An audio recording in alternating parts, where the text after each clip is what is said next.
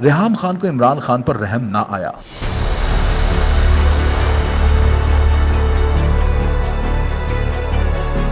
عمران خان کا بچنا مشکل ہے۔ سابق اہلیہ کا تہلکہ خیز بیان۔